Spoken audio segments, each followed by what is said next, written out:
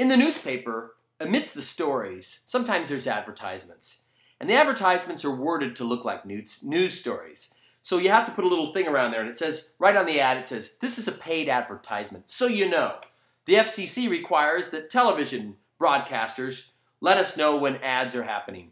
But advertisers are doing creative things now. They're paying writers for television shows to integrate their products into the show. The FCC's got its hands full, and the writers do as well, because they don't like changing their scripts. When you go to a television show, and all of a sudden it switches over to paid programming, they tell you this is an advertisement. But what if the news broadcasters are secretly being paid by, let's say, a lobbyist with an agenda?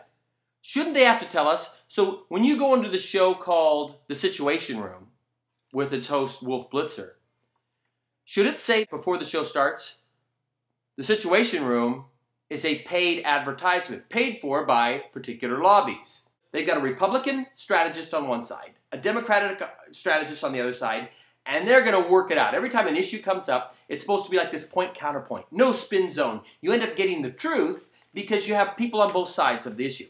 But when everybody's paid, and I'm not saying these guys are paid, I want you to listen to this. This is the April 14th transcript. You can get it from CNN. The show's called The Situation Room. Go to CNN.com, click transcripts. I'm going to read you the April 14th transcript of Wolf Blitzer's Situation Room. And we're going to see this is about Israel, Palestine, and there are three people speaking. A guy from the left, a guy from the right, and the man in the middle. Blitzer says, right to our strategy session. Joining us are CNN political contributors, Democratic strategist Paul Begala and Republican strategist Alex Castellanos. You saw this story. 76 U.S. senators out of 100 signed an open letter to Obama administration that clearly they are concerned about the way Prime Minister Benjamin Netanyahu was treated when he came to Washington recently. In the letter to Secretary Clinton, they write, we recognize our government and the government of Israel will not always agree on particular issues in the peace process, but such differences are best resolved amicably in a manner that befits long-standing strategic allies. That sounds like a little swipe there, Paul Begala. This is the Democratic strategist. The only question is, why wasn't it 100?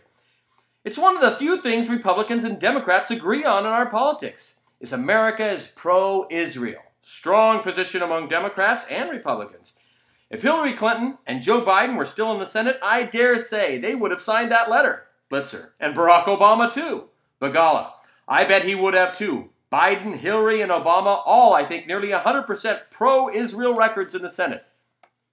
Now let's get into the serious debate. It's Israel's 62nd birthday today. Have you been? Blitzer, I've been there, yes. It's like asking Santa Claus, have you been to the North Pole? Yeah. Begala, I've been there myself. It's one of the greatest countries on earth. Thank God Republicans and Democrats agree on this. On the House side, 330 congressmen and women signed a similar letter strongly supporting Israel. I think it's wonderful. Alex Castellanos, the Republican, there's a lot of concern about the Obama administration's moral equivalence here. That it's treating the cop and the criminal the same way. Israel, a democratic nation that allows Arab citizens to vote as opposed to other countries that every time Israel reaches out its hands, it gets a missile to blow it off. Right now, anger against Israel and that part of the world is surrogate anger against us. And that by weakening our support for Israel, as this administration is doing, we're destabilizing the region. Blitzer. Does a letter like this really have an impact inside? You worked on the Clinton administration. There were sometimes tensions between President Clinton and the Israeli government. Does it have an impact? Begala. I think it's a good thing. The letter, I think it does have an impact. Secretary Clinton, I don't speak for her. She's a strong supporter of Israel. So is President Obama. I think that's a good thing. Like the letter says, sometimes you'll disagree. President Clinton, Israel had no stronger friend than Bill Clinton. When Netanyahu was the prime minister last time, there were disagreements, but it was a discussion like a family. What you said was not fair. Castellanos, entirely fair. Begala, the Obama administration has been killing al-Qaeda and our enemies with great effect. They're working with and supporting our allies. Castellanos, but treats Netanyahu rudely, refuses to have a photo op with him over there, bows before other foreign dictators, but pulls the rug out from under our long-standing allies, I think to the detriment of our own security. Ultimately, if we pull back our defense of Israel, it brings problems closer to us. By the way, Israel doesn't have a problem having good relationships with Jordan and Egypt, nations that don't want to destroy it. Other Arab nations that want to destroy it, yes, we should stand behind them 100%.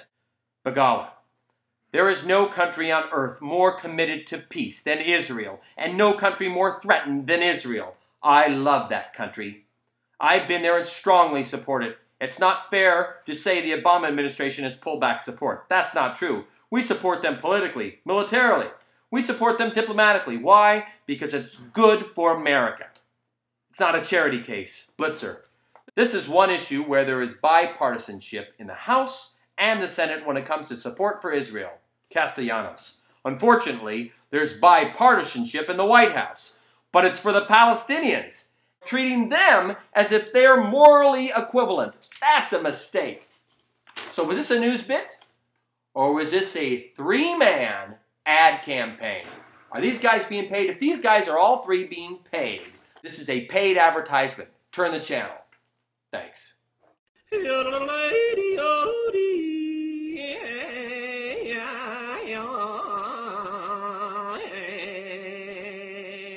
on America!